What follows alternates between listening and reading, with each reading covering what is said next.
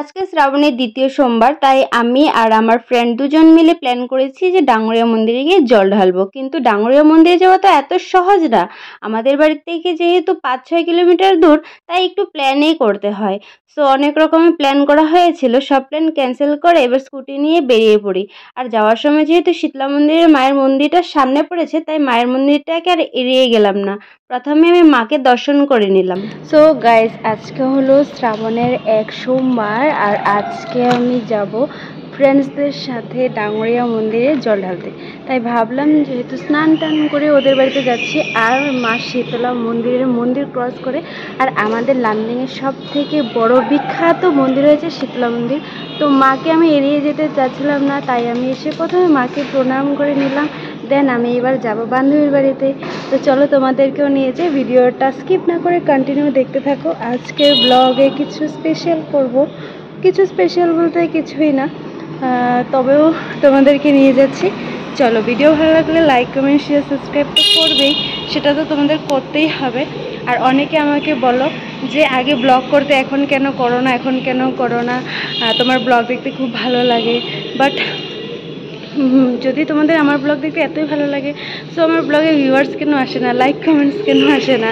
আর অনেকে আছো যে আমাকে পার্সোনালি মেসেজ করে করে বলো যে তোমার ব্লগ দেখি, তোমার ব্লগ খুব ভালো লাগে।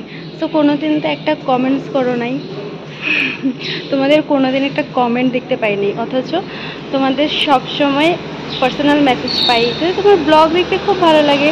আরে বাবা, যদি একটা আমাকে কমেন্ট দাও তাহলে কি তোমাদের কোনো টাকা খরচ হয়ে যাবে? তেমনটা তো না, এটা একটা ভালোবাসা, তাই না?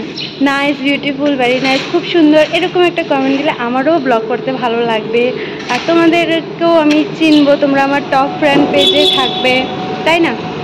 তো চলো, আমি আজকে পুজো দিতে যাচ্ছি, তোমাদেরকেও নিয়ে যাই। তার আগে আমাদের মা শীতলা মায়ের দর্শন করিয়ে দিলাম, তোমরাও মা শীতলা মাকে একবার নমস্কার করে নাও।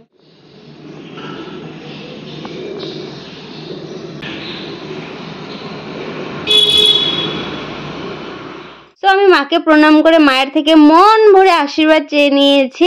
এবার যাব আমি আমার বান্ধবীর বাড়িতে, আর তোমাদেরকেও নিয়ে যাব। তো প্রথমে আমি বান্ধবীর বাড়ির সামনে গিয়ে দাঁড়িয়ে ওদেরকে কল করব, দেন ওরা আসবে, দেন আমি যাব পুং করে। আর এখানে পুজো দেওয়ার জন্য যা যা লাগবে সব আমি বাজার থেকে নিয়ে নিয়েছি।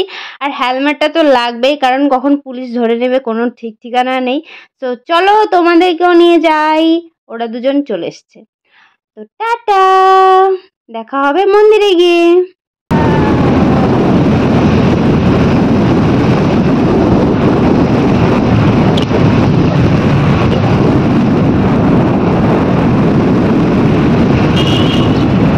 ড্রাইভিং করতে তো সবারই ভালো লাগে, তবে যখন ড্রাইভিংটা ফ্রেন্ডসদের সাথে হয় তখন আরো বেশি মজা লাগে। আর এরকম সুন্দর একটা রাস্তা, যে রাস্তা পুরো খালি থাকবে, কিছু নেই, সেখানে তো গাড়ি চালিয়ে আরো মজা।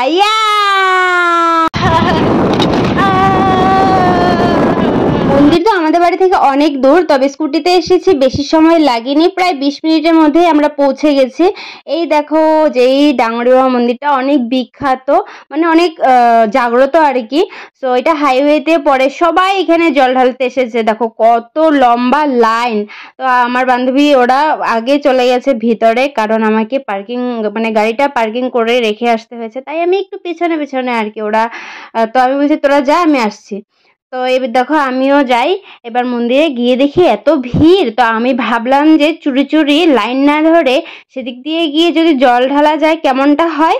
তারপর গিয়ে দেখি না বাবা, এদিকে এসে তো সব লোকজন আমাদের দিকে তাকিয়ে আছে, লাইন তো ধরতে হবে। তারপর আবার গিয়ে আমরা লাইন ধরি, আর এই যে সামনে একটা কুন্দা, এই কুন্দাটার জন্য আমাদেরকে ভালো করে দেখা যাচ্ছিল না। তো আন্টিটা বলছিল আর একটু পিছনে আসো, দেখা যাবে, তো আন্টি সরে যাচ্ছিল। তো যাই হোক, আমরা অনেক সময় লাইন টাইন ধরে এবার দুধ, জল, ফুল সবকিছু হাতে রেডি করে নিয়েছি, কারণ অনেক ভিড়, মানে তাড়াতাড়ি করে দিতে হবে। সো এই দেখো, আমি নিয়েছিলাম ফুল, আর পিয়া নিয়েছিল দুধ, আর সুমি নিয়েছিল জল। তো আমরা সবটা মিক্স করে আমরা তিনজনে মিলে পুজো দিয়ে নিয়েছি। তার আগে শোনো, তার আগে ঘন্টাটা বাজিয়ে নিই। মন্দিরে এসেছি, ঘন্টা না বাজালে কি পুজো দিয়েছি বলে মনে হবে? তো পুজো দেওয়ার আগে ঘন্টাটা বাজিয়ে নিলাম, যেহেতু অনেক ভিড় ছিল আর সবাই এখানে জল ঢালছে। এবার আমিও ঢালবো।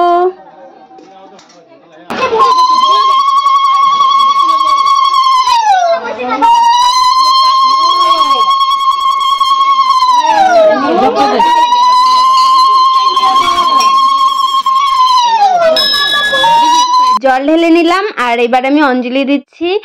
ওং নমঃ শিবায় নম, ওং নমঃ শিবায় নম, ওং নমঃ শিবায় নম। আমি এইটা বলে অঞ্জলি দিই। তোমরা কে কারা কি বলে অঞ্জলি দাও আমাকে কমেন্টসে জানিও। তো আমার পুজো করা শেষ। এবার আমার পেছনে রয়েছে সুমি অ্যান্ড পিয়া আর সুমির মা মানে মাসি। তো এখানে একটা দেখো বড় একটা সাপ ছিল, আর সাপটা আমি দেখতেই পাইনি। এক মুহূর্তের জন্য ভেবেছিলাম এটা মানে রিয়েল সাপ। সত্যি ভয় পেয়ে গেছিলাম। ক্যামেরাতে যখন আমি ফট করে মানে ক্যামেরা করছিলাম দেখি ফট করে একটা মানে সাপ, আর আমি এটা এতক্ষণ তো চোখে পড়েনি, এটা ফট করে কোথা থেকে চোখে পড়ে গেল। যাই হোক, খুব সুন্দর জিনিস। তো এখানে আবার মন্দিরে মানে জল ঢালার পর শিবলিঙ্গতে পুজো দিয়েছি, ফুল বেলপাতা কলা মানে যা যা দেওয়ার সব দিয়ে। এবার আমি চারি কিনারটা ঘুরছিলাম আর দেখছিলাম যে চারিটা কিনারে কত ঘন্টা, কত লাল দড়ি বাঁধা শালু। মানে এখানে যে যেইটা মনস্কামনা করে বাঁধবে তার মনস্কামনা নাকি পূর্ণ হয়। তবে আমি তো বাঁধিনি মনস্কামনা, আমি তেমনটা কিছু করিনি। তবে নেক্সট টাইম গেলে অবশ্যই আমি লাল শালু নিয়ে যাব আর করব। এবার আমি ধূপকাঠি মোমবাতি জ্বালিয়ে নেব। দেখো, পুজো করার পর ধূপকাঠি মোমবাতি না জ্বালালে পুজো করেছি বলে মনে হয় না, তাই না? কার কার এমনটা মনোভাব বলো তো আমাকে। এরপর মাসি এসে আমাদেরকে বলে, ওই এখানে অঞ্জলি হচ্ছে, অঞ্জলি নিবি? বলে হ্যাঁ, কেন নিব না, যেহেতু উপাস আছি চলো অঞ্জলিটা নিয়ে নিই। আগে ধূপকাঠি মোমবাতিটা জ্বালাচ্ছি যখন জ্বালিয়ে নিই।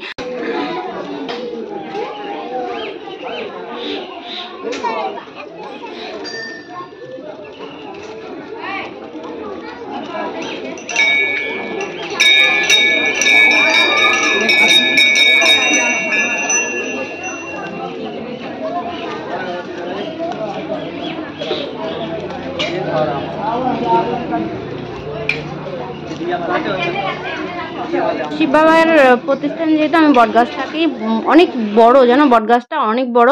যারা এখনো যাওনি ওদের জন্য এই ভিডিওটা। যারা আমি জানি লার্নিং থেকে যারা যারা ভিডিওটা দেখছো ওরা সবসময়ই যাও।